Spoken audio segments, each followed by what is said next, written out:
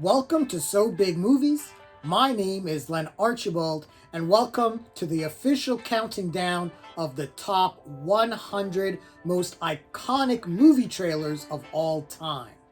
Last week, I highlighted some honorable mentions, but now we get into the good shit. Over the next 10 weeks, I will be counting down what is, in my opinion, the top 100 most iconic movie trailers of all time. Now, if you want to see what I deem as criteria in terms of what makes a movie trailer iconic, definitely check out the honorable mentions video.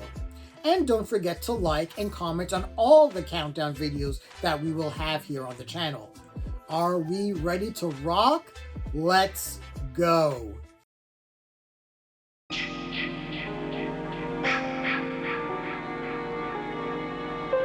And we begin the countdown with me immediately breaking my own rules, because I'm an anarchist, and we start the list with two Friday the 13th films.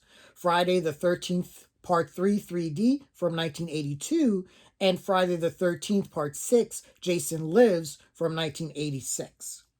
The Friday 3D trailer continued the body count gimmick of the first two trailers, because you keep riding that horse until it's dead. The trailer really sold that Jason Voorhees was officially a pop culture icon, and this was the first time the public would see Jason in his now infamous hockey mask. Jason, you can't fight him.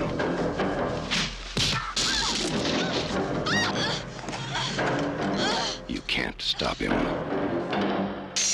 The 3D angle also helped to sell the film. Now, when it comes to killing in Jason's woods, Jason will come to you. At the time of release, Friday 3D was the most profitable of all the Friday movies until Freddy vs. Jason. While the 3D trailer took a near kitchen sink level approach, Jason Lives, by contrast, has one of the most simple, disturbing, and effective teasers of all time, where, while on a rainy night, after a lightning bolt destroys Jason Voorhees' tombstone, a risen and open grave uncovers that Jason's body is no longer there and hints at the bloody consequences to come. Fade to black. This trailer was barely over 90 seconds and washed away a lot of the disappointing taste from Part 5 A New Beginning away as a promise that the real Jason Voorhees was returning. That's how you do it. Honestly, the promotional team for most of the Friday films were on point, and no spoiler, but we may see some more examples of that later on in the list. Spider-Man No Way Home released a trailer right before the latest exploits of our friendly neighborhood Spider-Man opened in theaters, and I have to tell you, it's pretty great. Starting with that slow-mo shot of a rain-soaked Peter Parker, while his narration that follows the immediate aftermath of Spider-Man Far From Home gives us an idea that the stakes are indeed being raised from the consequences of hijacking Doctor Strange's attempt to help make the world forget that he is Spider-Man. And those consequences seem dire as we get a glimpse of the Green Goblin involving himself in Spidey's business and the always amazing Alfred Molina returning as Doc Ock, raising havoc. But the trailer isn't without some charm, as we get Peter and his friends having a chuckle at Doc Ock's real name. Wait, no, seriously, what's your actual name? And Doctor Strange instructing them to Scooby-Doo this crap. That's not what he said in the movie. But the stakes are significantly raised when the philosophies between Spider-Man and Doctor Strange clash, and the race is on for Spidey to try to change the fates of these villains that have entered from the multiverse. The trailer did something extremely smart. It made a sharper focus on the villains to give the impression that Spider-Man is indeed outnumbered from all sides. But it also gave us footage with incomplete special effects, so as not to spoil, well, if you haven't seen it by now, yeah, I don't know what to tell you. Was Spider-Man No Way Home a hit? Duh. It grossed over 1.9 billion worldwide, making it the highest grossing film released by Sony Pictures, the highest grossing film of 2021, the sixth highest grossing film of all time, the highest grossing Spider-Man film, and set several other box office records with nearly unanimous critical acclaim. This trailer was picked apart on channels like New Rockstars, where everyone tried to catch Easter eggs to unlock the movie's secrets.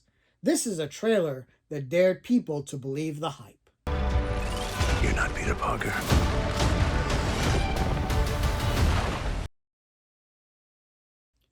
Predator! One of the most goddamn burliest, most testosterone-driven films of all time, and it has a hell of a trailer to promote it.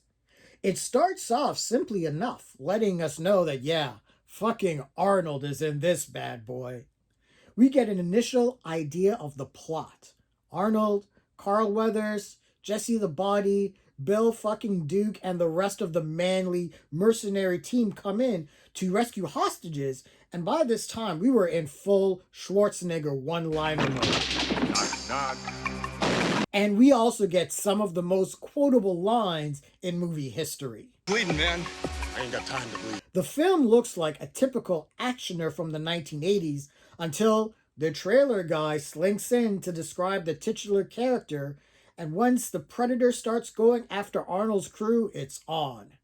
This trailer is hype. We don't get to see much of the Predator, but we get a sense that this dude is dangerous as fuck. But this is Arnold at the peak of his powers, so the collision course of two interplanetary behemoths was just something too good to pass up. If it bleeds, we can kill it. The film was a success, grossing nearly 100 million worldwide, spawned one of the most recognizable and feared movie monsters, complete with comics, video games, and a franchise that has varying degrees of success. But I will admit, Prey was badass. Predator. The hunt begins Friday, June 12th at theaters everywhere. We ain't partners, we ain't brothers, and we ain't friends. I'm putting you down and keeping you down until Gans is locked up or dead. And if Gans gets away, you're gonna be sorry you ever met me. I'm already sorry. And so begins the trailer of the defining buddy cop comedy of the 1980s. 48 hours ran so every other buddy cop comedy could try to catch up. The world was introduced to Eddie Murphy as a movie star, and did he ever knock it out of the park, playing next to grumpy drunk Uncle Detective Nick Nolte. This is a trailer of moments. Basically, Paramount said, yeah, you better throw some of the best shit up in this promotional ad. We get a brief trailer narration that gives us everything we need to know about the plot. Then interspliced with the boys are back in town are several of the best bits of the film, including the amazing redneck bar scene, which is probably the precise moment Eddie Murphy went from SNL alumni to major movie star. 48 Hours, despite opening third behind Airplane 2 and The Toy in the box office, we can kind of see which of these three movies has held up better over time. It still wound up grossing almost $80 million at the box office, becoming the template for all buddy cop comedies, spawning a sequel and again shot Eddie Murphy to superstardom. 48 hours. Y'all be cool.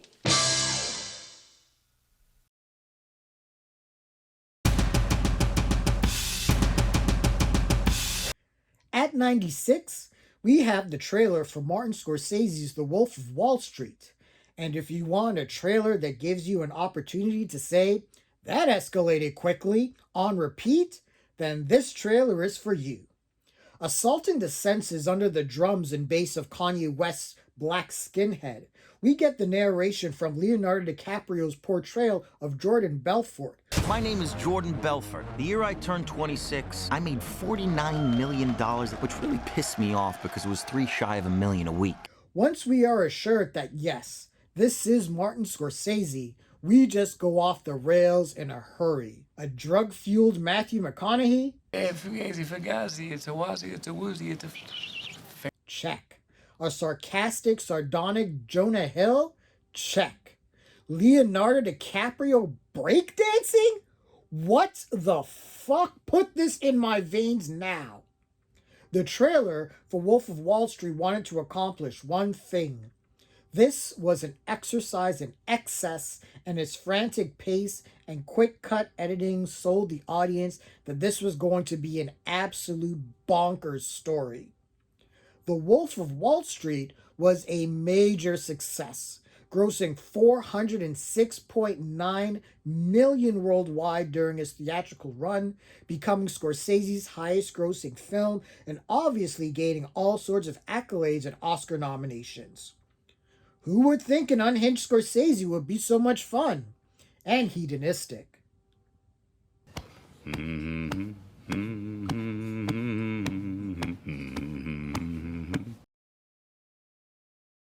At 95, we have the trailer for Child's Play 2. And here's an example of where the trailer for the sequel is actually more iconic than the original film. The first Child's Play trailer was more shrouded in mystery and seemed to keep its scares pretty straightforward. But by the time Child's Play 2 came around, we all knew who Chucky was and what he was about. So the trailer for Child's Play 2 is pretty much a statement saying, yeah, we know who you came to see. Starting with a Jack-in-the-Box shrouded in shadow playing Ring Around the Rosie. But before it can pop up, a foot stomps down and we see that... Sorry, Jack. Chucky's back. We are then treated to all the mayhem that Chucky will definitely cause. Similar to Friday the 13th 3D, Universal knew that Chucky was a pop culture phenomenon and leaned heavily into the other devil doll from hell and his macabre sense of humor to promote its sequel. It paid off, as the film grossed $35 million on a budget of $13 million and firmly placed Chucky on the horror icon echelon, bringing about a pretty fun franchise, complete with a pretty underrated show on Sci-Fi. Child's Play 2. Keep an eye out for it. Somewhere in space, this may all be happening right now. Okay, controversy time. Star Wars at 94? The trailer for Star Wars at 94? What are you smoking? I can hear all of the arguments and I can see to most of them, but hear me out. If you want me to be honest, compared to some of the other trailers the Star Wars franchise would release, this is pretty pedestrian. Now, I'm not saying there isn't iconography that didn't excite moviegoers. Obviously, that's true. But if I'm sticking to what this list is about, is more than just that iconography and success of the film, but also how well paced and edited the trailer was put together.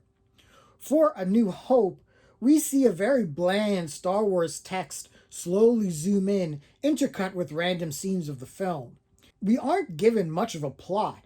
We don't even hear any of John Williams' iconic score. Now, I admit, if I did see this as a kid, I would have wanted to see it, but I wouldn't have expected to get my mind blown. And I think that's also the underscored brilliance of this trailer. Because it did seem to resemble a typical space opera B movie, I'm sure audiences had absolutely no idea what they were in for. And when the Millennium Falcon went to light speed, yeah.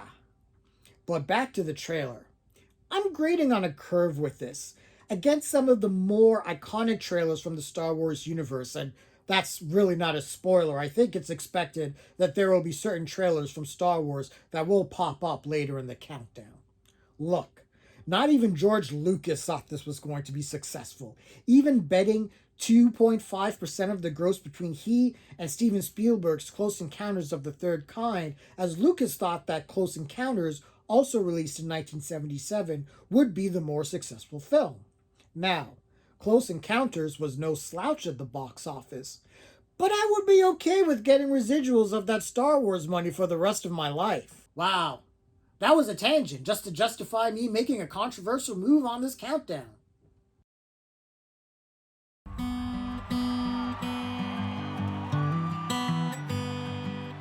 Maybe it's time to let the old ways die.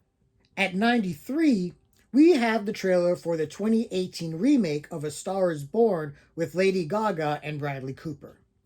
This is a trailer that knows how to build and use its soundtrack wisely. Of course, when you have a talent like Lady Gaga, you make sure to show it off, and intercutting scenes of the film with Gaga singing the definitive Shallow, especially with that soaring note, really kicks the trailer in gear.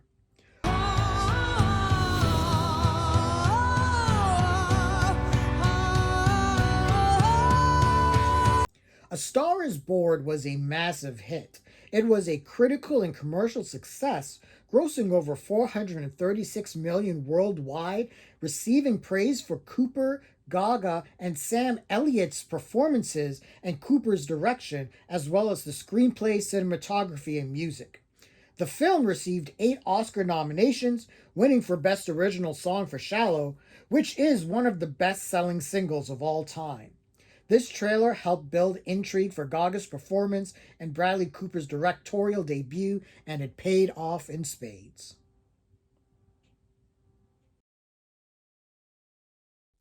Do you know where you came from? What's your name? At number 92, we have the trailer for Spike Lee's Malcolm X, and man, is this a trailer that is really close to my heart.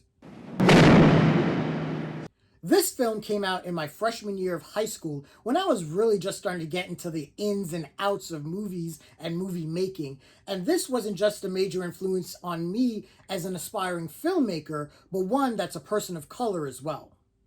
But to the trailer. We all have seen trailers that highlight an actor's ability. Every other Meryl Streep film employs this strategy, but we've seen it from the start of Hollywood. And the trailer for Malcolm X is a goddamn Oscar reel for Denzel Washington, and it still boggles my mind that he lost to Al Pacino for Scent of a Woman. But I digress. This trailer basically says Denzel Washington is God and we are living in his universe, as the trailer does everything in its power to show Denzel's range and growth, playing Malcolm Little, the street hustler, to Malcolm X, the Nation of Islam civil rights activist. And you can feel that this is a role Washington was going to knock out of the park. It didn't hurt that Denzel was a dead ringer for the civil rights leader, and it was the first time the world got to see Spike Lee be unleashed as an epic filmmaker after Do the Right Thing, and visually, the trailer does not disappoint. We didn't land on Plymouth Rock. Plymouth Rock landed on us. Malcolm X was nominated for a criminal 2 Academy Awards. Best Actor for Denzel and Best Costume Design, and shame on the Academy for ignoring this influential and important film. And I'm not going to get into the racial politics of this, but let's just say there was something pretty obvious going on. Roger Ebert named it the best film of 1992, and in 1999, he and Martin fucking Scorsese placed Malcolm X on their top 10 films of the entire 1990s. Shout out to Ozzie Davis as well, whose narration really took this trailer to the next level.